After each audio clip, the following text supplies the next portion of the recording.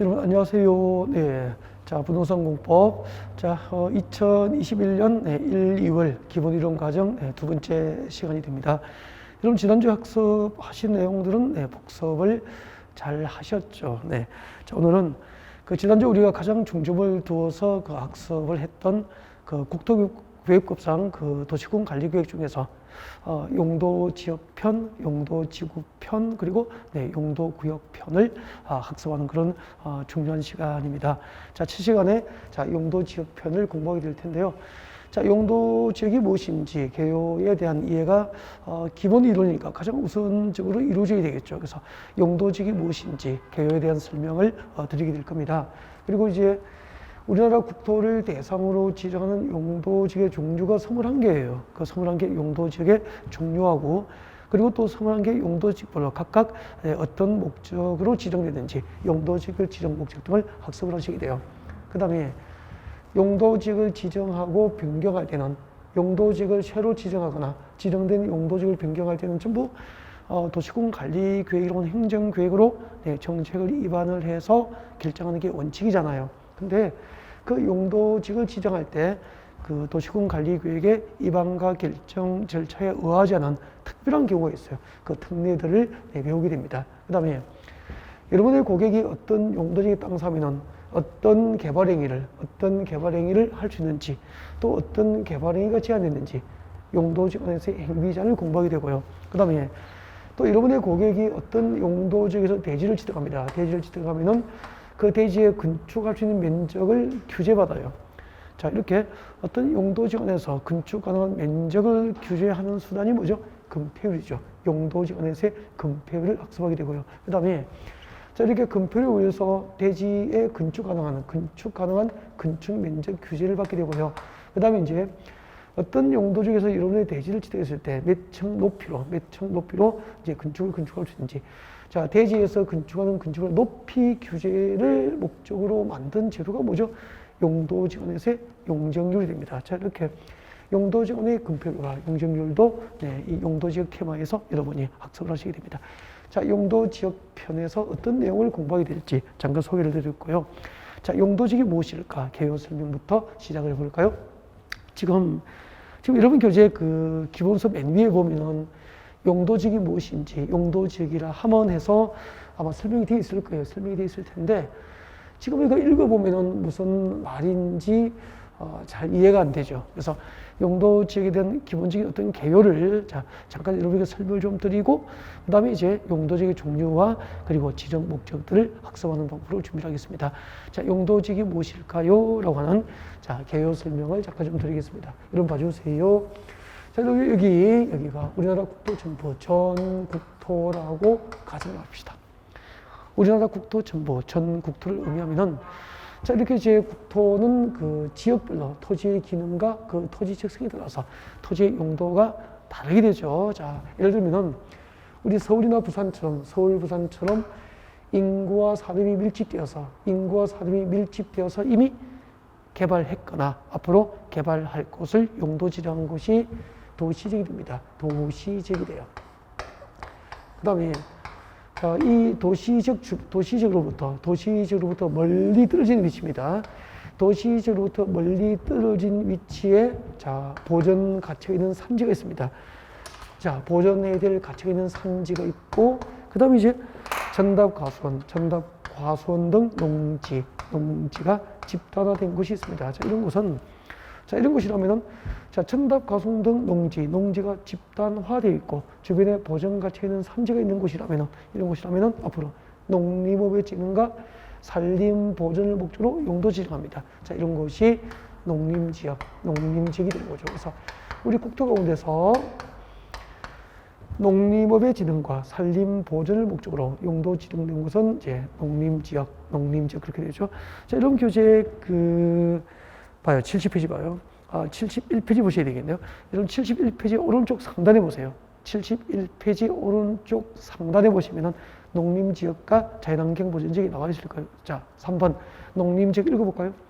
자, 도시지역에 속하지 않은 농지법상 농업진흥지역 또는 산지관리법상 보전산지 등으로서 지금도 미칠 것입니다.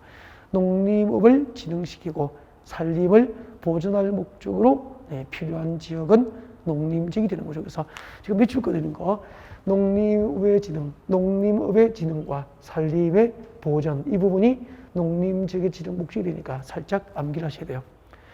우리 국토 가운데서 도시지역으로부터 멀리 떨어진 위치에 전답, 과수원 등 농지가 집단화되어 있고 주변에 보전가치가 있는 산지가 있는 지역은 농림지역이 되고 그 지정 목적은 농림업의 진흥과 산림 보전이 목적이다라고 볼 수 있는 거죠. 그래서 농림지역의 땅 사면은 농림업의 진흥과 산림 보전이 목적이니까 당연히 공장을 건축한다든지 아파트 건축은 법상 허용됩니까? 제한됩니까? 제한되는 거예요. 그리고 도시지역으로부터 멀리 떨어진 위치, 도시지역으로부터 멀리 떨어진 위치에 이거 외우셔야 돼요. 자연 환경 보전이 필요하거나 자연 환경의 보전이 필요하거나 그리고 수자원 보전이 필요하거나 수자원은 뭐 물과 자원이니까 글자 그대로 바다도 있고 그죠? 김양식장도 있고 그러면은 수자원의 보전이 필요한 곳이죠. 그죠? 그리고 바다도 있고 그리고 조개 양식장도 있고 그러면은 수자원이 되는 거죠. 자, 이렇게 자연환경 보전, 수자원 보전, 그리고 아름다운 해안 보전, 그리고 생태계 보전, 그리고 상수 및 문화재 보전 등을 목적으로 용도 지정 곳이 자연 환경 보전지역이 되는 거죠. 자연환경 보전, 수자원 보전, 해안 보전, 생태계 보전, 상수 및 문화재 보전 등을 목적으로 용도 지정된 것은 자연환경 보전지역이 되고요. 자, 여러분 교재 71페이지 방금 농림지역 바로 밑에 보면 이제 양괄호 4번 자연환경 보전지역이 나와 있고요. 자, 이 농림지역과 자연환경 보전지역의 지정 목적들은 암기를 하셔야 됩니다. 아셨죠? 그리고 농림지역과 자연환경 보전지역으로 용도지역이 지정된 땅은 글자 그대로 뭐죠? 개발 용도입니까? 보전 용도입니까? 보전 용도로 용도 지정된 곳이라는 거고요. 자, 보전 목적으로 묶여있기 때문에 농림지역과 자연환경 보전지역으로 용도지역이 지정된 지역은 지가, 땅값은 비쌉니까? 쌉니까? 땅값이 쌀 수밖에 없죠. 상대적으로. 그죠? 자, 그런데 아까 도시지역은 우리 국토 가운데서 인구와 산업이 밀집되어서 이미 개발했고 앞으로 개발할 곳을 용도 지정했기 때문에 이 도시지역으로 용도지역이 지정됐다는 것은 개발 목적으로 용도 지정되어 있고요. 농림지역이나 자연환경 보전지역보다 개발 가능한 개발을 할 수 있는 땅이기 때문에 도시지역으로 용도지역이 지정된 곳은 훨씬 집가가 땅값이 비싸겠죠. 개발 용도라고 볼 수 있죠. 그 다음에 이 가운데 봐요. 여러분 이게 이제 서울 도시지역이라면 그 서울시를 둘러싸고 있는 이 도시 주변 지역은 그 도시 개발이 확산되니까 난개발이 가장 심하겠죠. 자, 이렇게 도시 주변의 난개발 방지를 목적으로 철저하게 관리가 필요하다. 그래서 도시 주변 지역의 용도지역은 주로 이제 관리지역으로 용도지역이 지정됩니다. 여러분, 서울시는 도시지역이고 서울시 도시지역을 둘러싸고 있는 용도지역은 주로 관리지역이 되는 거예요. 부산은 도시지역이고 대구도 도시지역이고 주변을 둘러싸고 에워싸고 있는 땅은 관리지역이 많다라고 보시면 되는 거죠. 그 다음에 자, 이렇게 해서 이제 도시지역, 관리지역, 농림지역, 자연환경 보전지역으로 우리나라 국토 전부를 대상으로 일단은 4개 도시지역, 관리지역, 그리고 농림지역과 자연환경 보전지역으로 4개의 용도지역이 지정돼요. 그 중에서 이 도시지역과 관리지역은 대통령령으로 용도지역이 세분이 됩니다. 즉, 지금 저희들이 공부하는 국토교육법 시행령으로 도시지역과 관리지역은 용도지역이 다시 세 우주로 나누어지는데, 자, 도시지역이 세분되면 이렇게 되죠. 많이 들어보셨죠? 자, 도시지역이 세분되면은, 자, 서울의 도시지역은 다시 크게 4개의 용도지역으로 땅의 종류가 용도별로 구분됩니다 됩니다. 자, 주거지역, 상업지역, 공업지역, 녹지지역으로 세분이 됩니다. 그리고 이 주거지역, 상업지역, 공업지역, 녹지지역을 첫 번째 따라서 주, 상, 공, 녹이라고 하고요. 이 주거지역, 상업지역, 공업지역, 녹지지역이 세분되면은 자, 도시지역 안에는 모두 16개, 이 도시지역 안에는 모두 16개, 16개의 용도 지역이 있게 되는 거예요. 여러분, 생각보다 용도지역 숫자 참 많죠. 여러분, 도시지역에는 모두 몇 개의 용도지역이 있습니까? 16개. 그래서 우리 서울이나 부산, 대구, 광주, 인천, 대전 이런 도시지역 안에는 땅의 종류가 용도별로 모두 16개로 구분되어서 용도지역이 지정되어 있다는 거고요. 그 도시지역이 세분된 16개는 잠시 뒤에 다시 볼 수 있도록 그렇게 해요. 그 다음에 관리지역이 세분되는데, 자, 관리지역은 다시 3개로 세분됩니다. 자, 관리지역은 3개가 있는데요. 자, 이렇게 됩니다. 자, 관리지역에는, 여러분, 여기 도시지역 맞죠? 여기는 도시지역 가까운데, 도시지역 가까운 곳에 산이 있습니까? 없습니까? 당연히 있죠. 서울시 주변에 산이 있잖아요. 산이 있고. 그 다음에 전답과수원 등 농지가 집단화되어 있다라고 가정합시다. 그러면, 자, 우리 국토공원에서 전답, 과수원 등 농지가 집단화되어 있고 주변에 보존해야 될 가치가 있는 산지가 있다면 농림지역으로 지정해서 농림업의 지정과 산림 보존을 해야 될 땅이에요.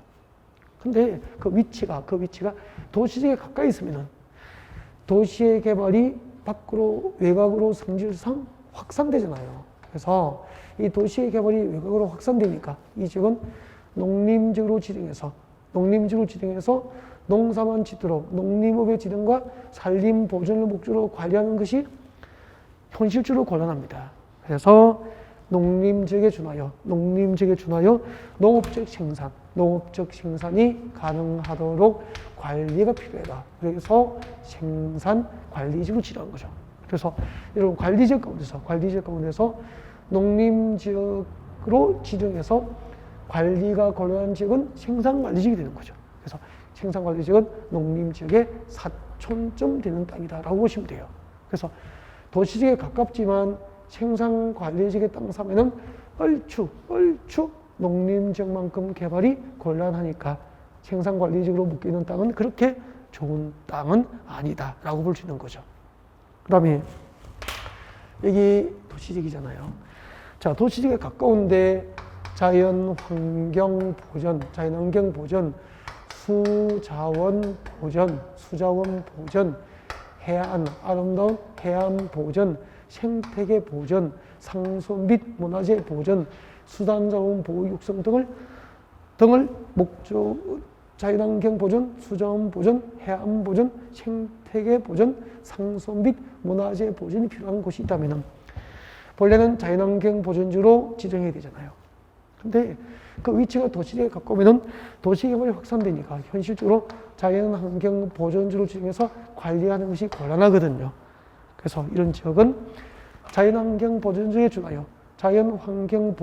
준하여 보존될 수 있도록 보전 관리지역으로 용도지역을 지정하게 되는 거예요. 그래서 서울에 가까운데 서울시 주변에 자연환경 보전, 수자원 보전, 해안 보전, 생태계 보전, 그리고 상수 및 문화재 보전이 필요한 곳이 있다면 보전관리지역이 되는 거고요. 보전관리지역은 자연환경 보전지역의 사촌쯤 되는 땅으로 보시면 돼요.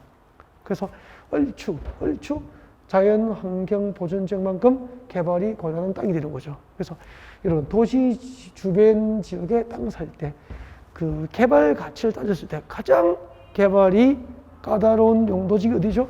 보전관리지역이기 때문에 보전관리지역은 진짜 그 전문가의 컨설팅 없이 이런 곳에 땅 함부로 사면은 얼추 자연환경 보전지역으로 취급을 받기 때문에 이런 곳에 땅 사면은 투자에 실패를 할 확률이 높다고 보셔야 돼요. 땅값은 당연히 싸겠죠. 그래서 제가 싼 땅은 전문가의 컨설팅 없이 덜커덩 함부로 이렇게 사면 안 된다고 했죠. 그 다음에 이제 가운데 봐주세요. 이 가운데는 만약에 이제 농림적으로 보존해야 될 가치가 있었다면 생산관리지역이 됐겠죠. 그 다음에 자연환경 보존지역으로 보존해야 될 가치가 있는 땅이었다면 보존관리지역이 됐겠죠. 그래서 생산관리지역과 보존관리지역으로 지정이 안 됐다는 것은, 그죠? 농림지역이나 자연환경 보존지역으로 보존해야 될 가치가 낮은 거예요. 보존 가치가 낮으니까 이런 지역은 계획적으로 신도시를 개발해서 도시지역에 편입을 시키면 되겠죠. 그래서 비도시 지역의 난개발을 방지하고 계획적이고 단계적으로 신도시 개발을 도모하기 위해서 네, 용도 지정된 곳이 계획관리지역이 되는 거예요. 그래서 자, 여기는 자, 관리지역부터 농림지역, 자연환경 보존지역은 도시지역입니까? 비도시지역입니까? 이렇게 해서 도시지역 밖에, 즉 비도시지역은 관리지역 3개죠. 생산관리지역, 계획관리지역, 보존관리지역, 그리고 농림지역, 자연환경 보존지역에서 자, 도시지역 밖에는 모두 5개의 용도지역이 있고요. 자, 이것은 비도시지역, 비도시지역 그렇게 되는 거죠. 그래서 우리나라 국토 전부를 대상으로 용도지역은 도시지역 안에 16개, 도시지역 밖에 5개에서 모두 21개의 용도지역이 있다. 그렇게 되는 거죠. 이렇게 용도지역이라는 것은 우리나라 국토 전부를 대상으로 그 토지의 기능이나 토지 특성에 따라서 땅의 종류를 주거지역, 상업지역, 공업지역, 녹지지역, 관리지역, 농림지역, 자연환경 보존지역 등으로 용도별로 용도지역을 구분해 놓고 이 용도지역별 수만 명의 토지 소유자를 하여금 네, 용도에 맞지 않은 개발 행위를 제한하거나 용도에 맞도록 건축이 적절하게 이루어질 수 있도록 건폐율이나 용적률 제한을 가할 목적으로 도시공 관리구역으로 결정고시된 지역을 용도지역이라고 하는 거죠. 자, 그러면은 자, 용도지역에 대해서 어떤 전체적인 개요를 이제 그림으로 설명을 좀 들으셨기 때문에 자, 그러면 이제 용도지역의 의의를 같이 한번 읽어볼까요? 네, 용도지역이 무엇일까요? 자, 용도지역이라는 것은 토지의 이용과 건축물의 용도, 건폐율, 건축할 수 있는 건축물의 용도죠. 우리 건축법상 건축물의 용도별 종류가 29개예요. 그러면은 여러분의 고객이 어떤 용도지역에 땅 샀을 때 어떤 용도지역에서는 건축법상 어떤 용도의 건축이 가능한지, 그 다음에 어떤 용도의 건축은 제한되는지, 아니면은 건축이 가능한 건축을 건축할 때 대지 면적의 몇 %까지 건축 면적이 허용되는지, 그리고 몇 층 높이로 건축할 수 있는지, 그리고 높이 규제는 몇 미터까지 규제할 건지, 이렇게 토지의 이용과 건축물의 용도, 건폐율, 용적률, 높이 등 규제를 감으로써 토지의 경제적 효율적 이용을 도모하고 공공복리 정지를 도모하기 위해서 도시군 관리계획으로는 행정계획으로 결정하는 지역을 용도지역이라고 하고, 용도지역은 우리나라 국토 전부를 대상으로 네, 상호간에 중복 지정되지 아니하게 필요에 따라서 순차적으로 지정하게 되는 거예요. 알겠죠? 그래서 용도지역의 특징, 용도지역은 국지지로 지정됩니까? 전국토입니까? 우리나라 국토, 전국토를 대상으로 지정하고, 그리고 필요에 따라서 순차적으로 지정됩니다. 필요에 따라서 순차적으로 지정되기 때문에 아직까지 지정의 필요성이 없는 지역이라면 용도지역이 미지정된 지역이 존재할 수도 있다는 거고요. 그리고 용도지역은 상호간에 중복 지정될 수도 없다. 그렇게 얘기를 하는 겁니다. 네, 다시 한번 더 정리하면은 우리나라 국토 전부를 대상으로 그 토지의 기능이나 토지 특성에 따라서 토지의 용도별 종류를 구분해서 정하고 그 용도지역별로 건축물의 용도를 제한하고 건폐율과 용적률 등을 제한함으로써 네, 토지의 경제적 효율적 이용과 공공복리 정지를 목적으로 도시공 관리계획으로 결정고시하는 지역을 용도지역이라고 한다. 자, 전체적인 어떤 개요에 대한 설명을 듣고 그 다음에 이제 의의를 읽어보니까 훨씬 네, 이해가 쉬웠을 겁니다. 자, 그러면은 자, 이제 그 용도지역의 종류를 이제 공부를 하셔야 될 텐데, 자, 용도지역의 종류를 보셔야 될 텐데, 여러분 그 용도지역은 아까 도시지역 밖에 몇 개죠? 도시지역 밖에는 5개가 있죠. 계획관리지역, 생산관리지역, 보전관리지역, 그리고 농림지역, 자연환경 보존지역이 5개고요. 그 5개의 지정 목적들은 설명을 다 드렸잖아요. 그죠? 설명을 다 드렸고요. 자, 이 부분은 여러분 교재에서 체크를 잠깐 좀 해드리고, 네, 다음으로 넘어갈게요. 여러분 70페이지 봐요. 여러분 교재 70페이지 왼쪽 하단에 보시면은, 양거리번호 관리지역이 나와 있을 겁니다. 관리지역 별표를 하나 할까요? 자, 보전관리지역이란 아까 그 도시지역에 가까운데 자연환경 보존지역으로 보존해야 될 가치가 있는 땅은 보전관리지역이 되어 있잖아요. 그래서 자연환경 보존지역의 사촌 좀 되는 용도지역입니다. 라고 설명했을 거예요. 같이 읽어볼까요? 자, 보전관리지역이란 자연환경 보호, 산림 보호, 수질 오염 방지, 녹지 공간 확보, 생태계 보존 등을 위해서 보존이 필요하지만 실제로 이제 도시지역과의 관계를 고려할 때 미칠 것이죠. 자연환경보전지역으로 지정하여 관리가 권한 지역이 보전관리지역이 되는 거죠. 그래서 도시지역에 가깝고 자연환경 보전지역으로 보존해야 될 가치가 있는 땅이지만 현실적으로 도시의 개발이 확산되어 나오니까 현실적으로 자연환경 보전지역으로 지정해서 보전만 되도록 관리하는 것이 곤란한 땅이 보전관리지역이 되는 거죠. 그래서 보전관리지역은 자연관리지역 중에서 자연환경보전지역으로 지정하여 관리가 곤란한 지역이다. 꼭 암기하셔야 돼요. 그 다음에 생산관리지역입니다. 생산관리지역은 71페이지 오른쪽 제일 위에 있죠. 농업, 임업, 생산 등을 위해서 관리가 필요하지만 주변의 도시지역과의 관계 등을 고려할 때 지금도 미칠 것 같습니다. 농림지역으로 지정하여 관리가 곤란한 지역은 생산관리지역이 됐죠. 원래는 농림지역으로 보존해야 될 가치가 있지만 도시지역과의 관계를 고려할 때 현실적으로 농림지역으로 지정하여 관리가 곤란한 지역이다. 그런 이야기죠. 그 다음에 계획관리지역은 이제 계획적으로 신도시를 개발해서 도시지역의 편입을 시킬 목적으로 용도 지정된 땅이 계획관리지역이었죠. 그래서 자, 계획관리 지정 목적 빨리 미치겠습니다. 자, 도시지역으로 편입이 예상되는 지역 미칠 거예요. 도시지역으로 편입이 예상되는 지역이다. 그 다음에 또 줄 것 있죠. 제한적인 이용 개발을 하려는 지역. 제한적인 이용 개발을 하려는 지역. 또 그 뒤에 줄 것 있죠.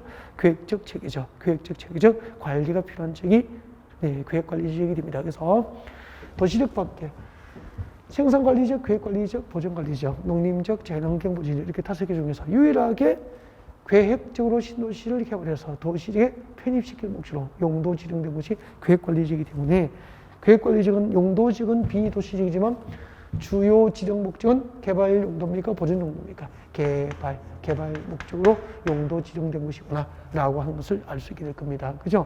나머지 이제 생산관리지역과 보전관리지역은 보전 목적, 농림지역과 자연환경 보전지역도 보전 목적으로 해서 도시지역 밖에는 비교적 지가가 도시지역보다 낮다. 그렇게 되는 거죠. 자, 지금까지 이제 용도지역의 개요하고 용도지역의 종류에서 도시지역 밖에 5개는 다 배운 거죠. 자, 그러면은 이 아까 관리지역과 도시지역이 대통령령으로 세분된다고 그랬잖아요. 자, 그러면은 자, 도시지역이 세분되면 16개인데 그 도시지역이 세분된 16개 용도지역을 지금부터 배우는 거죠. 그래서 여러분께서 71페이지 보면은 2번 용도지역의 세분이라고 나와 있을 거예요. 세분이 뭐죠? 세부적으로 용도지역을 나누는 거죠. 자, 이때 용도지역의 세분은 도시지역의 세분이에요. 그래서 도시지역을 세분하면은 자, 이제 주거지역, 상업지역, 공업지역, 녹지지역으로 세분된다고 배우잖아요. 자, 그때 주거지역 같이 봅니다. 여러분 71페이지 있죠? 자, 71페이지 있는 내용을 자, 화면에 PPT로 띄운 겁니다. 자, 잠깐 화면 봐줄까요? 여러분, 주거지역은 도시지역 중에서 주거지역은 일단은 3개가 있습니다. 전용주거지역과 전용주거지역과 일반주거지역과 그리고 준주거지역. 전용주거지역과 일반주거지역과 준주거지역을 세분돼요. 그래서 주거지역은 전, 일, 준 그렇게 봅니다. 여러분, 도시지역의 주거지역을 세분하면 어떻게 되죠? 전, 일, 준. 전용주거지역과 일반주거지역과 준주거지역으로 세분되는데 전용주거지역은 다시 1종과 2종으로 세분이 돼요. 그리고 반드시 하셔야 됩니다. 자, 전용주거지역은 1종 전용주거지역과 2종 전용주거지역으로 세분되는데 그 지정 목적을 꼭 암기를 하셔야 돼요. 1종 전용주거지역은 단독입니다. 단독주택 중심의 양호한 주거환경 보호가 목적이에요. 단독주택 중심으로 양호한 주거환경 보호를 목적으로 하면 1종 전용주거지역이 되고요. 공동주택 중심의 양호한 주거환경 보호를 목적으로 하면 2종 전용주거지역 그렇게 되는 거죠. 그래서 전용주거지역이란 그 지정 목적이 양호한 주거환경 보호를 목적으로 하면 전용주거지역이고 그 중에서 단독주택 중심으로 양호한 주거환경 보호를 목적으로 하면 1종 전용주거지역, 공동주택 중심으로 양호한 주거환경 보호를 목적으로 하면 2종 전용주거지역 그렇게 되는 거죠. 그래서 1종 전용주거지역은 단독주택 전용이에요. 2종은 공동주택 전용이 되는 거예요. 그 다음에 일반주거지역은 편리한 주거환경 조성을 목적으로 하면 이제 일반주거지역이 되는데 이 일반주거지역은 주택의 층수에 따라서 일반주거지역은 분류 기준이 주택의 층수예요. 주택의 층수에 따라서 주택의 층수에 따라서 일반 주거지역은 자, 제1종 일반 주거지역, 제1종 일반 주거지역부터 2종, 그리고 3종 일반 주거지역으로 시분이 되죠. 자, 주거지역 가운데서 주택의 층수에 따라서 1종부터 주택의 층수에 따라서 1종부터 3종까지 시분되는 것은 일반 주거지역이고요. 그때 자, 주택의 층수에 따랐으니까 1종은 저층이 저층, 낮은 층수. 이때 저층은 4층 이하입니다. 4층 이하. 4층 이하 낮은 층수의 주택을 중심으로 편리한 주거환경 조성을 목적으로 하면 1종 일반 주거지역이 되는 거죠. 그 다음에 2종은 중층이에요, 중층. 이때 중층은 몇 층? 네, 4층 이하가 1종 일반 주거지역이니까 여기는 5층 이상이 되겠죠. 5층 이상인 중층 주택을 중심으로 편리한 주거환경 조성을 목적으로 하면 2종 일반 주거지역이 되는 거죠. 2종 일반 주거지역 이렇게 돼요. 그 다음에 3종 일반 주거지역은 중고층입니다. 중고층 주택을 중심으로 편리한 주거환경 조성을 목적으로 하면 일반 주거지역이 되는 거죠. 근데 여러분, 중층은 몇 층까지인지, 중고층은 몇 층부터인지, 그죠? 이거는 우리 그 국토계획법 법률하고 그 시행령에서 규정을 하고 있지 않아요. 규정하고 있지 않기 때문에 이거는 뭐 조례로 시군마다 정할 수 있거든요. 조례는 시험 범위에 해당되지 않기 때문에 2종 일반 주거지역하고 3종 일반 주거지역은 중층, 아까 2종은 5층 이상부터 몇 층까지인지는 몰라요. 정확한 법률과 시행령상 규정은 없다는 거예요. 조례로 정할 수 있죠. 그래서 일반적으로 보통 뭐 한 14층 내외, 알겠죠? 네, 조례로 그렇게 정합니다. 그래서 14층 내외를 외우면 안 돼. 조례는 시구마다 다르니까. 아셨죠? 그럼 이제 3종은 뭐 14층 내외, 그 이상이면은 3종, 그 이하면은 2종, 이렇게 되겠죠? 네. 참고로만 해 두시고요. 그래서 암기하셔서는 안 됩니다. 일단, 그 2종 일반 주거지역과 3종 일반 주거지역을 구분하는 층수 규정은 법률과 대통령령, 즉 시행령에는 없다라고 아셔야 돼요. 아셨죠? 네. 자, 그러면은, 자, 1종 전용 주거지역은, 자, 1종과 2종으로, 일반 주거지역은, 전용 주거지역은 1종과 2종으로, 일반 주거지역은 1종부터 3종까지 시행돼요. 그리고 전용 주거지역은 지정 목적이 양호한 주거환경 보호를 목적하고, 일반 주거지역은 지정 목적은 편리한 주거환경 조성의 목적이죠. 그럼 여기서, 양호한 주거환경 보호하고 편리한 주거환경 조성이 무슨 말일까? 양호한, 편리한을 구분하셔야 되거든요. 쉽게 설명드릴게요. 여러분, 여기가 서울의 강남역이라고 가정합시다. 강남역이에요, 여기가. 여기가 강남역이에요. 강남역입니다. 그럼 강남역 사거리는 전부 뭐 빌딩숲이죠. 빌딩숲인데, 자, 여기로부터 한 7, 8분, 한 10분 남짓 걸어가면은 여기에 아파트 단지가 있다고 가정합시다. 여기에 아파트 단지가 있어요. 아파트 단지. 자, 역세권 아파트가 되죠. 역세권 아파트는 출퇴근이 편리하죠. 학교 등하교가 편리하죠. 그죠? 그리고 백화점이나, 그죠? 뭐, 기타, 상업이나 금융단지 방문이 쉽죠. 역세권이니까 서울 어디나 수도권 어디나 금방 지하철으로 연결되어 있잖아요. 그래서 일상생활이 상당히 역세권 아파트는 편리해요. 그래서 이 역세권 아파트는 일상생활이 편리하니까 역세권의 주택단지는 보통 일반 주거지역, 편리한 주거환경이라고 보는 거예요. 이 동네에 저층 주택 위주로 편리한 주거환경 조성을 목적으로 하겠다. 일종 일반 주거지역. 중층 위주의 편리한 주거환경 조성을 목적으로 하면 2종 일반 주거지역. 중고층 위주의 편리한 주거환경 조성을 목적으로 하면 3종 일반 주거지역. 그렇게 되는 거죠. 그 다음에 강남역 지하철 10분 출구에서 마을버스를 탑니다. 마을버스를 타고 띠띠빵빵 마을버스는 큰 길로 갑니까? 좁은 길로 갑니까? 좁은 길로 올라가게 되죠. 올라가서 마을버스 내립니다. 내리면은 벌써 뒤에는 뒷산이 보이고 산 아래에 아파트 단지가 있고 이 산 아래에 있는 아파트 단지는 일상 교통이 불편하죠. 등하교 불편하죠. 출퇴근 불편하죠. 일상생활이 편리하지 않지만 이런 아파트를 우리 뭐 농담처럼 숲세권이라고 하잖아요. 그죠? 자, 이런 숲세권 아파트는 집 보러 가면은 학교 가기 좋고 교통이 좋다는 이야기는 안 하잖아요. 일상생활이 불편하니까. 대신에 공기 좋아요. 그죠? 밤에, 여름밤에 창문 열고 누워있으면, 그죠? 시원한 바람 불어오고, 그죠? 잘 때 서쪽식 울음 들리고 가끔 그런 곳이죠. 그래서 이 숲시권 아파트는 주거 환경이 아주 양호하다고. 그래서 전용 주거지가 되는 거죠. 그래서 숲시권에 있는 주택단지는 전용 주거지역, 역시권에 있는 주택단지는 일반 주거지역, 이렇게 구분하시면 돼요. 쉽게 됐죠. 그 다음에 준주거지역입니다. 준주거지역은 주거지역이니까 주거 기능을 중심으로 하면서 그게 몇 가지가 포함됩니다. 이거에 대해 주거 기능 플러스 상업과 업무 기능 담당을 목적으로 하면은 이것이 준주거지역이 됩니다. 그래서 준주거지역은 주거지이기 때문에 주거 기능을 중심으로 하기 때문에 주택의 건축은 물론이죠. 단독주택, 다시대주택, 연립주택, 아파트 건축도 가능하고 거기다가 더불어서 상업 기능과 업무 기능의 보완을 목적으로 용도 지정된 것이 준주거지이기 때문에 준주거지역은 6개의 주거지역 가운데서 제도적으로 이용 범위가 가장 넓은 곳이다. 그렇게 볼 수 있죠. 네. 자, 주거지역에 대한 설명이었고요. 네, 그 다음에 자, 상업지역을 같이 한번 볼까요? 네, 상업지역 같이 한번 봐요.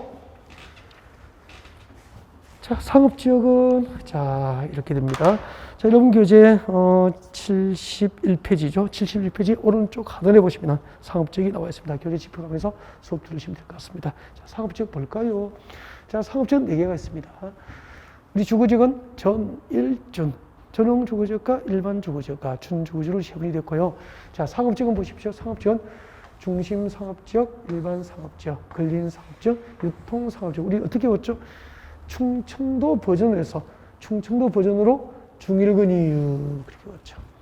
중일근이유 전일전 상업지역은 중일근이유 그렇게 봤습니다. 자, 중심 상업지역은 밑줄 그십시오. 도심과 부도심 외우십시오. 중심 상업지역은 도심과 부도심에 지정돼요. 그래서 도심과 부도심에서 상업과 업무 기능을 확충할 목적으로 도심과 부도심 지역에서 상업과 업무 기능 확충을 목적으로 하면 중심 상업지역이 됩니다. 여러분, 도심과 부도심에 있는 상업지역은 중심 상업지역이 되는 거죠. 그 다음에 도심은 중심 상업지역이 되는 거예요. 그 다음에 자, 근린 상업지역 먼저 볼까요? 근린 상업지역은 근린 지역, 이때 근린 지역, 그는 가까울 근자에 인접할 인자가 되거든요. 그래서 주택과 가까운 지역을 말해요. 근린 지역이란 주택과 가까운 곳이에요. 주택과 인근입니다. 주택과 인근을 근린이라고 그래요.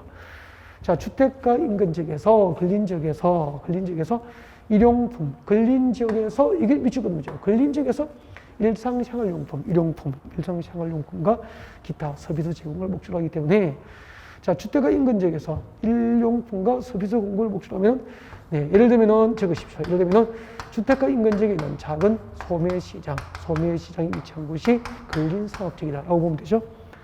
주택과 인근 지역에서 작은 소매시장이 위치한 곳이 근린 상업지역이 됩니다. 그 다음에 이제 유통상업지역이에요. 유통상업지역은 도시안이죠. 도시안.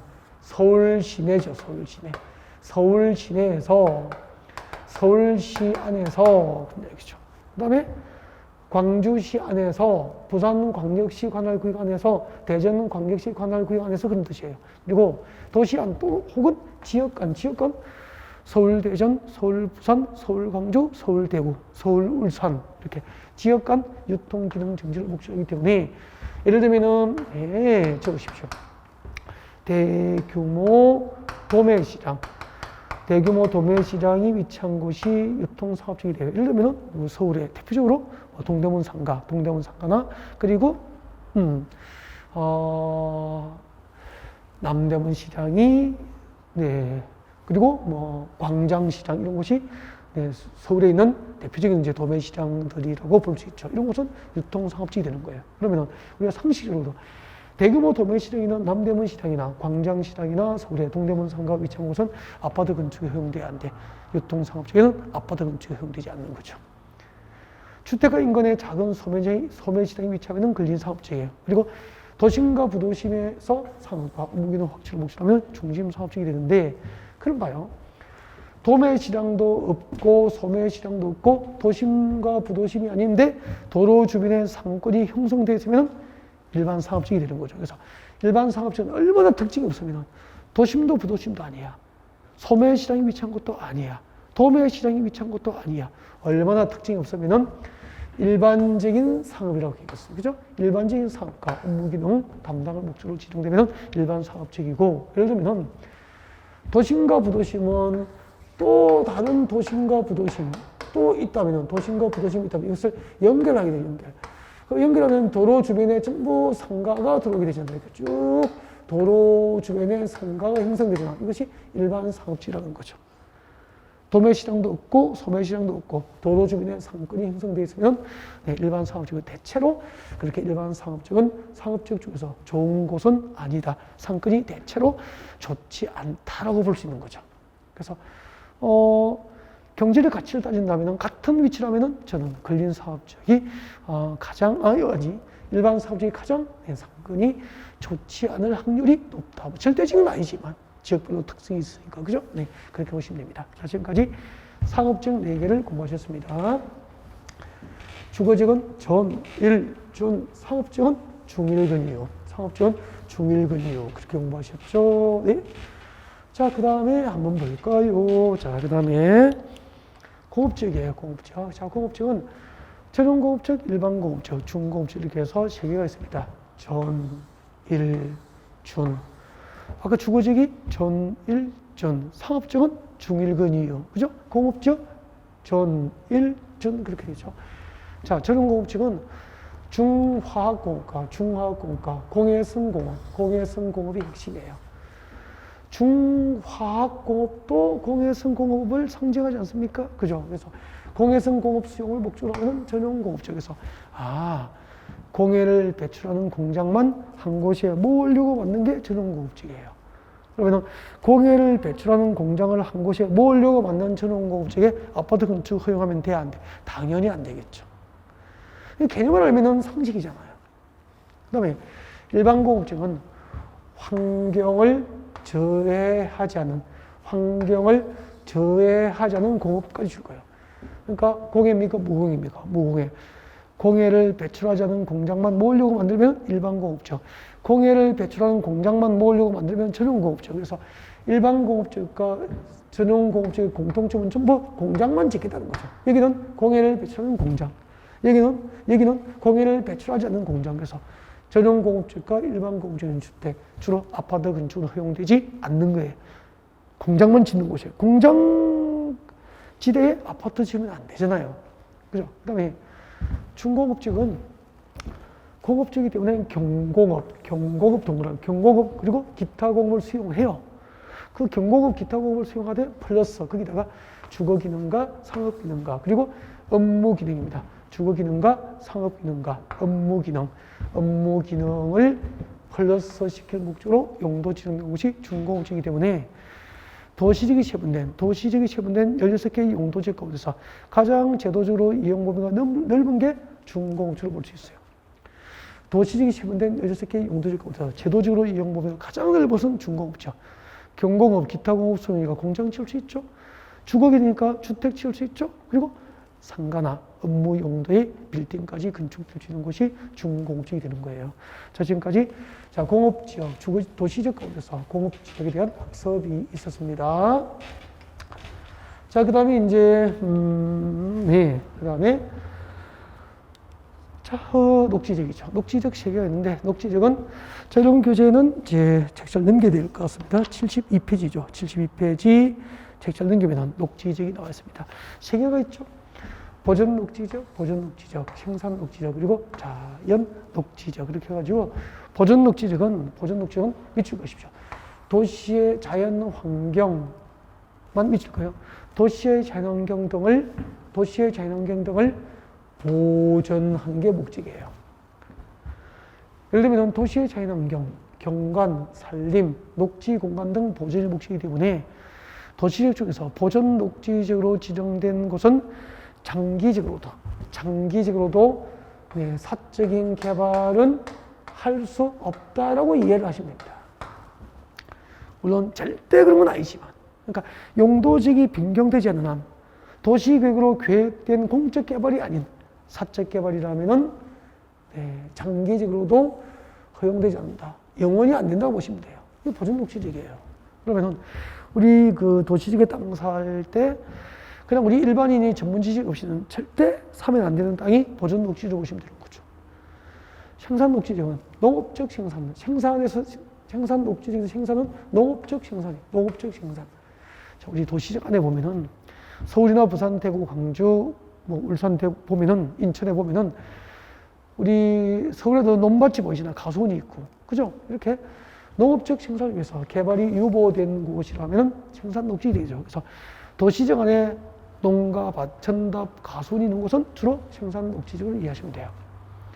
농업적 생산을 위해서 녹지지역 중에서 농업적 생산을 위해서 개발이 유보되어 있습니다. 개발이 유보. 유보는 영원한 금지입니까? 일시적 금지입니까? 일시적인 금지이기 때문에 이제 해석을 하면은 장기적으로 개발 가능성은 있다라고 보면 되는 거죠. 장기적으로 개발 가능성이 있다고 했지 개발되는 건 아니잖아요. 그 말 바꾸기 가면은 장기적으로도 개발되지 아니할 수도 있다라고도 볼 수 있는 거잖아요. 그래서 삼각형한 거죠. 보존 녹지지역은 개발할 수 없다라고 기억하시고요. 생산 녹지지역은 장기적으로 개발 가능성은 있다. 그죠? 그다음에 자연 녹지지역은 도시 녹지 공간 확보나 도시 확산 방지, 그리고 장래 도시 용지 공급 등 장래 먼 미래 도시 용지 공급을 목적으로 하기 때문에 줄 것이죠. 제한적이지만 개발이 허용되는 지역이라는 거죠. 그래서 녹지적 세계 중에서 개발이 현재 제한적이지만 현재 유일하게 개발 가능한 녹지가 자연 녹지지역이 됩니다. 그래서 도시적 16개가 세분됐을 때 가장 좋은 용도지역은 뭐죠? 자연 녹지지로 볼 수 있는 거죠. 자, 지금까지 도시군 관리局으로 지정과 변경을 결정해야 될 용도지역 편에서 용도지역의 의의, 개요를 설명드렸고요. 그리고 우리나라 국토를 대상으로 지정되는 용도지역의 종류 21개 용도지역의 종류와 그 지정 목적들을 학습하는 그런 귀중한 시간이었다. 그렇게 볼 수 있죠. 네. 자, 그 다음에 이제 여러분 교재 74페이지 용도지역의 지정 절차는 잠시 휴식 후에 진행을 할 수 있도록 그렇게 준비하겠습니다. 네.